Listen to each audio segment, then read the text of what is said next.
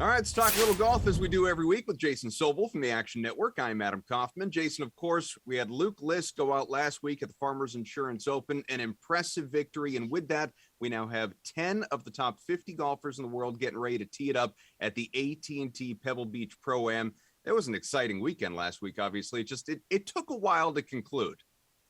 Yeah, it did. We got into a playoff. That final round was taking a while in itself. You think it took a while? You could have been Luke List, Adam, who was standing on the putting green for, 90 minutes or so, warming up, hitting a few balls, just trying to stay loose, and wound up winning in that playoff after doing all that. So a great win for Luke List at 37 years old, a PGA Tour champion for the first time. Jason, the favorite this week is Patrick Cantley, who, of course, is the reigning FedEx Cup champ. And last season, he finished tied for third at this event. Goes out. We saw him finish ninth at the American Express not too long ago, plus 700 odds on the DraftKings Sportsbook. What are your expectations? It's a super short number for Cantley. I will give you reasons why I like him and why I don't. Why I like him? Well, it's really easy. He's the best player in the field, and that's why he is such a short favorite this week. That said, there are some elite level players who tend to show up for lesser events against inferior fields and just kind of have a good week, try to get some momentum, try to find their swing. Patrick Cantley is a guy who tends to show up and play well, even when he's not necessarily playing against the other big boys out there. So I do like that about Cantley this week. Plays his best golf on the West Coast.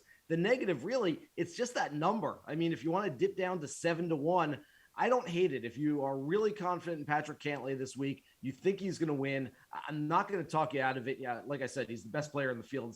It's really tough in an event where we'll get into some of these odds, Adam, and the fact that there have been some long shots here over the last handful of years. It's really tough to go with a favorite at Pebble Beach.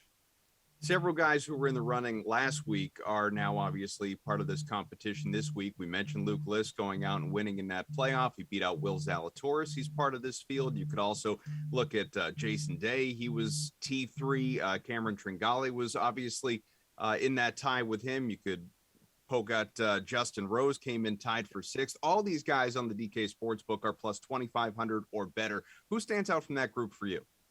Justin Rose really does stand out. His ball striking's been tremendous. If anything, over the last year or so, his driver has not been great, but you don't need to drive it really well on some short courses, three of the shorter courses that we'll see on the PGA Tour schedule all year. So I do like Justin Rose a lot. And then you've got all of these players with great records at Pebble Beach. There are horses for these courses: Jordan Spieth, Daniel Berger. You mentioned Jason Day, Kevin Streelman, Maverick McNeely, who's been top five the last 2 years. So there are a whole lot of options there if you like the guys sort of just below Cantley who have played well here in the past.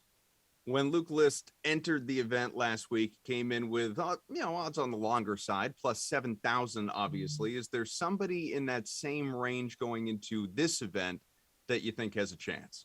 Yeah, there are a bunch of guys. I look at a guy like Michael Thompson, who's played some solid golf.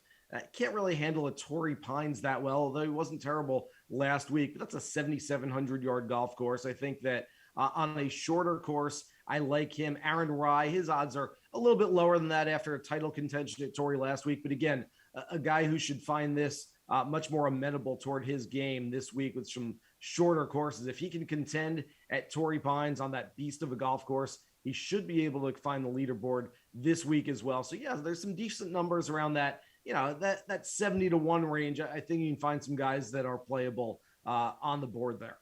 All right. What about real long shots though here at Pebble Beach? I've got a name for you. And before I tell you that name, I'm going to tell you a little history here. Pregnant pause. I'm going to give you a little history. Yeah. Each of the last three even numbered years at Pebble Beach, we've seen a triple digit pre-tournament outright win this event. It was Vaughn Taylor back in 2016, Ted Potter Jr. in 2018, Nick Taylor in 2020. And so if you like numerology, you like superstitions, maybe we go after a triple digit guy or a few triple digit guys this week. The one that's at the top of my list is a guy named Brandon Harkins. We haven't heard a lot from Brandon Harkins over the last few years, but played the PGA Tour in 2018 and 2019. In fact, played this event twice where he was 15th and 28th. Some good results at this one. He also happened to win the Pebble Beach Invitational, the TaylorMade Pebble Beach Invitational, an unofficial event last year, shot 21 under for 4 rounds, the best winning score in 4 decades.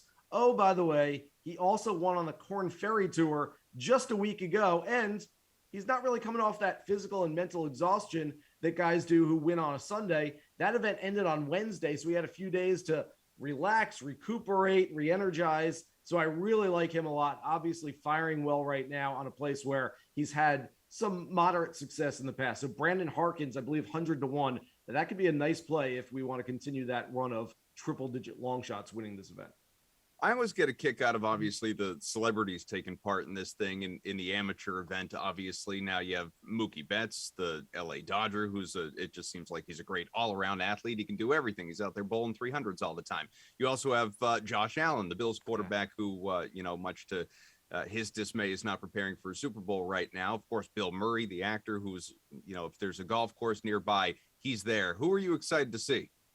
Yeah, I want to see what Josh Allen's game looks like. I've heard he's a pretty good player. He dressed up like Phil Mickelson for Halloween, remember, at the Bills game, and went in there giving the thumbs up before the game. So I want to see what Josh Allen's game looks like. It's always a nice little consolation prize for those NFL players who get into the playoffs, don't get to the Super Bowl. What are you going to do? I guess I'll go out and play Pebble Beach. Okay, sounds good to me. I'm just saying, I'm not an NFL player. Adam, I might throw a playoff game to get to Pebble Beach to play in the Pro-Am. Whatever it takes, right? Not a lot of people get that opportunity. So who's going to go out and win this thing? I don't mean among the celebrities. Who is going to go out that we will be talking about next week?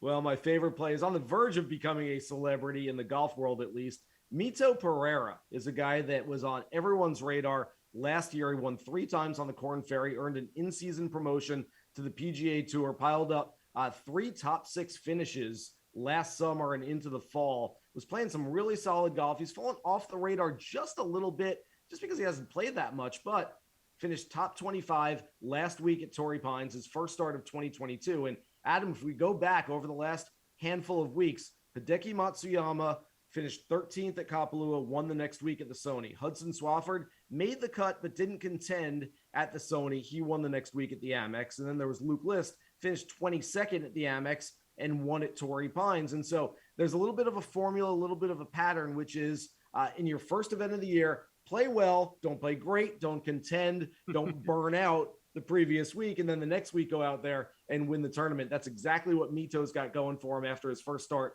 of 2022 last week. Like I said, a 25th place finish, and I like him to play some really good golf at this one. He is 7th on the PGA Tour in strokes gained on approach shots. That should work really well on these courses. Guys, if you need better reasons to go with it, I don't know what they are.